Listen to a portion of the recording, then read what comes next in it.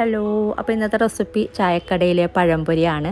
ചായക്കടയിലെ പഴംപൊരി നമ്മൾ വീട്ടിലുണ്ടാക്കുന്ന രീതിയല്ല അല്ലേ, കുറച്ചും കൂടെ ടേസ്റ്റിലൊക്കെ നല്ല വ്യത്യാസമുണ്ട്. അതുപോലെ നമ്മൾ ഉണ്ടാക്കിയെടുക്കുന്ന രീതിയും വ്യത്യാസമുണ്ട്. നമ്മൾ നോർമലി ചെയ്യുന്ന പോലെയല്ല, 1-2 ഇൻഗ്രീഡിയൻസൊക്കെ ഇതിലോട്ട് ആഡ് ചെയ്യുന്നുണ്ട്.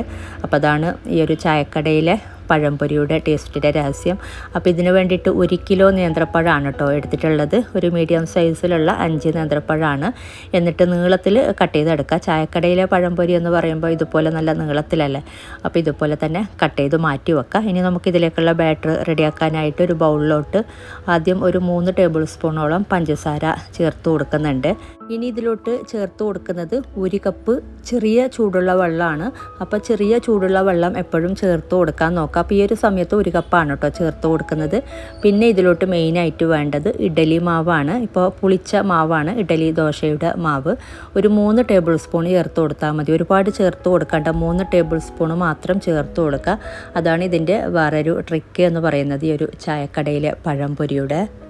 ഇനി ഇതിലോട്ട് ചേർത്ത് കൊടുക്കുന്നുള്ളത് യെല്ലോ ഫുഡ് കളർ. നമ്മൾ കേക്കിനൊക്കെ യൂസ് ചെയ്യുന്ന ഐസിങ് ചെയ്യുന്ന ഫുഡ് കളറാണ്. ഒരു ഇച്ചിരി ചേർത്ത് കൊടുക്കുക. പിന്നെ നിങ്ങൾക്ക് വേണമെങ്കിൽ മഞ്ഞൾപ്പൊടി ചേർത്ത് കൊടുക്കുക കേട്ടോ. ഫുഡ് കളറിന് പകരം ഒരു കളർ കിട്ടാൻ വേണ്ടിയിട്ട് ഒരു ഇച്ചിരി ചേർത്ത് കൊടുത്താൽ മതി. ഇനി ഇതൊന്ന് മിക്സ് ചെയ്തെടുക്കുക. ഈ ഒരു പഞ്ചസാരയും അതുപോലെ ഇഡലി മാവും എല്ലാം കൂടെ ഒന്ന് നന്നായി മിക്സായി വരട്ടെ, പഞ്ചസാരയൊക്കെ അലിഞ്ഞ് വരട്ടെ. ഇനി ഇതിലോട്ട് നമുക്ക് മൈദമാവ് ചേർത്ത് കൊടുക്കാം. അതുപോലെ വെള്ളം ഇനി ഇതിലോട്ട് നമ്മൾ പിന്നീട് ചേർത്ത് കൊടുക്കുന്നുണ്ട്. ഇനി പിന്നീട് നമ്മൾ ചേർത്ത് കൊടുക്കുന്ന വെള്ളവും ചൂടുവെള്ളം, ചെറിയ ചൂടുള്ള വെള്ളം തന്നെ ചേർത്ത് കൊടുക്കുക കേട്ടോ. അപ്പോൾ വെള്ളത്തിൻ്റെ അളവ് ഞാൻ പറയാം. അപ്പോൾ ഇതിലോട്ട് ചേർത്ത് കൊടുക്കുന്ന മൈദമാവ് 2 കപ്പ് മൈദമാവാണ്. പിന്നെ പോരാ എന്നുണ്ടെങ്കിൽ നിങ്ങൾക്ക് മാവ് ലൂസാണ് എന്നൊക്കെ തോന്നിയാൽ ഒരു 2-3 ടേബിൾ സ്പൂണൊക്കെ മൈദമാവ് പിന്നീട് ചേർത്ത് കൊടുക്കാം. ഒരുപാടൊന്നും ചേർക്കണ്ട.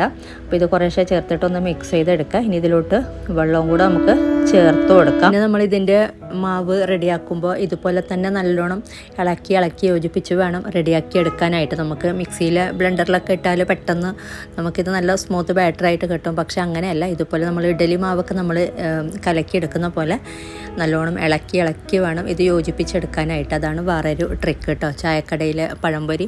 ഇനി ഇതിലോട്ട് വീണ്ടും വെള്ളം ചേർത്ത് കൊടുക്കാം. ഞാൻ പറഞ്ഞ പോലെ ചെറിയ ചൂടുള്ള വെള്ളം തന്നെയാണ് ചേർത്ത് കൊടുക്കുന്നുള്ളത്. അപ്പോൾ ഇതിലോട്ട് ആദ്യം നമ്മൾ 1 കപ്പ് വെള്ളമാണല്ലോ ചേർത്ത് കൊടുത്തത്. അപ്പോൾ ഈ ഒരു സമയത്ത് ആദ്യം നിങ്ങൾക്ക് വേണമെങ്കിൽ 1/2 കപ്പ് ഈ ഒരു സമയത്ത് ചേർത്ത് കൊടുക്കാം. എന്നിട്ട് വീണ്ടും 1/4 കപ്പ് ചേർത്ത് കൊടുത്താൽ മതി. മൊത്തത്തിൽ 3/4 കപ്പ് വെള്ളം വേണ്ടി വരുന്നുണ്ട് ഈ ഒരു സമയത്ത്.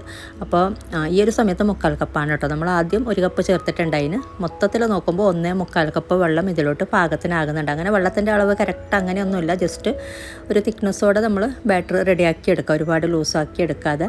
ഇതിപ്പോൾ നല്ല സ്മൂത്ത് ആയിട്ടുള്ള നല്ലൊരു ബാറ്റർ റെഡിയാക്കി എടുത്തിട്ടുണ്ട്, നല്ല തിക്നെസ്സോടെ. ഈ ഒരു തിക്നെസ്സോടെ വേണം. ഇനി ഇതിലോട്ട് 2 ടീസ്പൂണ് കടലപ്പൊടിയും കൂടെ, കടലമാവും കൂടെ ചേർത്ത് കൊടുക്കുന്നുണ്ട്. ഒരുപാടൊന്നും വേണ്ട, 2 ടീസ്പൂൺ മാത്രം മതി.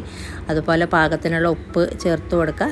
പിന്നെ ഇതിലോട്ട് 1/2 ടീസ്പൂണ് ബേക്കിംഗ് സോഡയും കൂടെ ചേർത്ത് കൊടുക്കുന്നുണ്ട്. എല്ലാം കൂടെ മിക്സ് ചെയ്തെടുക്കുക. അപ്പോൾ നല്ല തിക്കായിട്ട് തന്നെ, കുറച്ചും കൂടെ ഒരു ഇഡലി മാവിൻ്റെ പരുവുണ്ടല്ലോ, ആ ഒരു പരുവത്തിൽ തന്നെ ബാറ്റർ റെഡിയാക്കി എടുക്കുക, അത്രയും തിക്നെസ്സോടെ. ഇനി നമ്മളിത് കുറച്ച് നേരം മാറ്റി വെക്കുന്നുണ്ട്. അപ്പോൾ ഇത് ഒന്നും കൂടെ ഇത് ലൂസായിട്ട് വരും. അപ്പോൾ ഈ ഒരു സമയത്ത് ഒരുപാട് ലൂസാക്കി എടുക്കേണ്ടത്. ഇതിപ്പോൾ നല്ല പാകത്തിനുള്ള പരുവാണ്. അപ്പോൾ ഈ ഒരു പരുവത്തിൽ മാവ് റെഡിയാക്കി എടുത്താൽ മതി. പിന്നെ ഈ ഒരു പഴംപൊരി, ചായക്കടയിലെ പഴംപൊരി എന്ന് വേറൊരു രീതിയിലും ചെയ്യുന്നുണ്ട് കേട്ടോ, അരിപ്പൊടിയൊക്കെ ചേർത്തിട്ട്. അത് ഞാൻ ഇനി ഒരിക്കൽ അപ്ലോഡ് ചെയ്യാം. അപ്പോൾ ഈ ഒരു രീതിയിൽ ചെയ്തെടുക്കുമ്പോഴും നല്ല ടേസ്റ്റ് ഉണ്ട് നമ്മൾ നോർമലി ചെയ്യുന്നതിന് ും. ഇതിപ്പോൾ മാവ് നല്ല പാകത്തിനായിട്ടുണ്ട്. ഇനി നമുക്കിത് കാണിച്ചു തരാം കേട്ടോ ഇതിൻ്റെ പരുവം.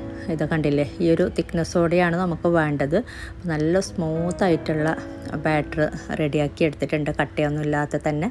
ഈ ഒരു രീതിയിലാണ് വേണ്ടത്. ഇനി നമ്മളിത് ഒരു 4 മണിക്കൂർ അല്ലെങ്കിൽ 5 മണിക്കൂർ ഇത് മൂടി വെച്ചിട്ട് മാറ്റി വെക്കുന്നുണ്ട്. 4 മണിക്കൂർ അല്ലെങ്കിൽ 5 മണിക്കൂർ മാത്രം വെക്കുക, അതിനേക്കാളും കൂടുതൽ വെക്കണ്ട. 5 മണിക്കൂർ വെക്കാം കേട്ടോ, സമയം നോക്കിയിട്ട് തന്നെ. എന്നിട്ടാണ് നമ്മൾ ഫ്രൈ ചെയ്തെടുക്കുന്നത്.